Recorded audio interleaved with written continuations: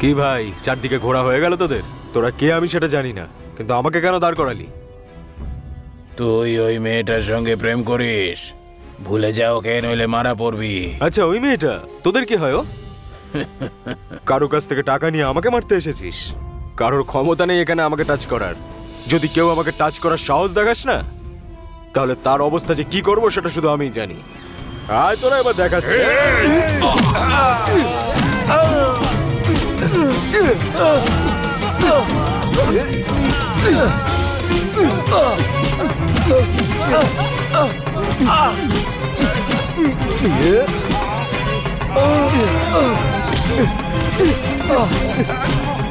নমস্কার।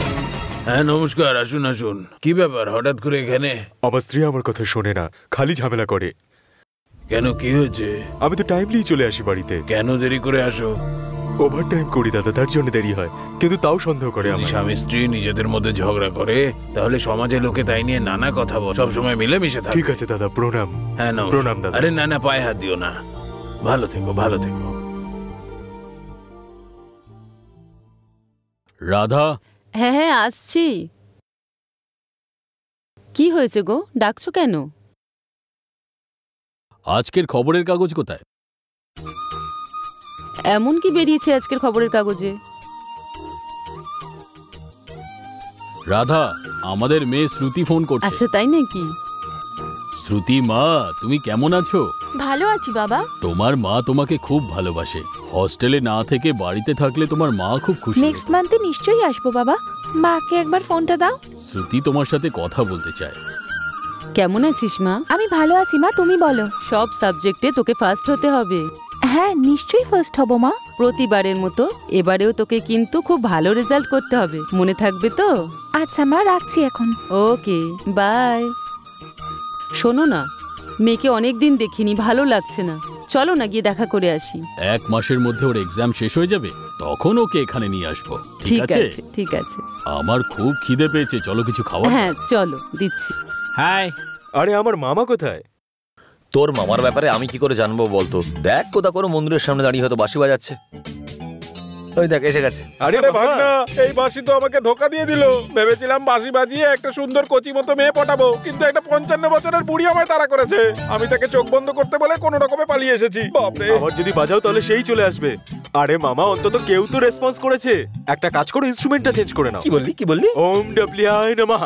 তোর মামা ডাবলি বাজাবে? এই নাও মামা, নতুন ইনস্ট্রুমেন্ট। এই নে বাঁশি রেখে দে, ভালো করে বাজাতে বলে দে। নাও মামা, শুরু করে দাও। ভাগনা, বাজানোর ব্যাপারে আমার থেকে এক্সপার্ট আর কেউ নেই। জোরে জোরে বাজাও। হ্যাঁ বাজাও বাজাও। নমস্কার দাদা। এটা বাজাচ্ছ কেন? আপনি তো জানেন দাদা, আমার এখনো পর্যন্ত বিয়ে হয়নি। যাতে কোনো মেয়ে আমাকে বিয়ে করে সেই জন্য ডাবলি বাজাচ্ছি দাদা।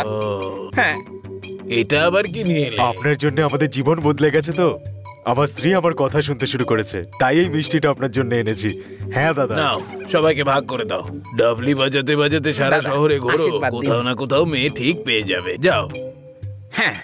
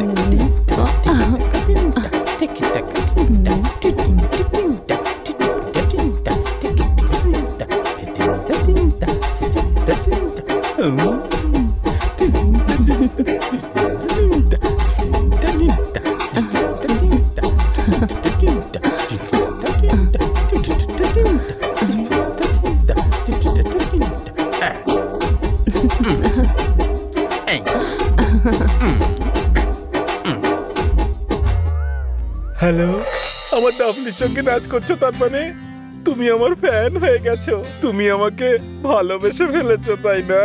ডান্স করলেই কেউ প্রেমে পড়ে যায় নাকি? আপনি আমার ডাফলির সঙ্গে নাচছিলেন, তাই ভাবলাম আমাকে ভালোবেসে ফেলেছেন হয়তো। আচ্ছা, তুমি ভালোবাসো না আমাকে, বিয়ে করো না আমাকে। এরকম হয় না, যাও। দাদা নমস্কার। নিশ্চয়ই হবে। ওর গান যখন তোমার ভালো লেগেছে তার মানে তুমি ওর হয়েই গেছো। আর ও খুব ভালো ছেলে। হ্যাঁ, দাদা, ওর ধন্যবাদ। মতো ভালো ছেলে তুমি শহরে আর একটাও পাবে না। ওকে বিয়ে করে নাও। ঠিক আছে গোপাল দাদা। বুকে আয়, ভাগনা ভাগনা ভাগনা ভাগনা ভাগনে। তুই তোর আইডিয়া দিয়ে আমাকে সাকসেসফুল করেই ছাড়লি। ভাগ্নে, আমি বিয়ে করবো এবার। সত্যি নাকি? হ্যাঁ সত্যি ভাগ্নে। এই নে, এটা রাখ, তুই এনজয় কর গিয়ে। যা যা, এনজয় টাকা কর। না মামা। ভাগ্নে, তোকে তোর মামির সঙ্গে আলাপ করিয়ে দি। 1 মিনিট দাও। Lovely Maggie, come on darling. আমাদের এই সম্পর্কের পিছনে, মানে আমাদের বিয়ের পিছনে যে আছে সে হলো এই ভাগ্নে, আর এ হলো তোর মামি। হাই। হাই। Thank you.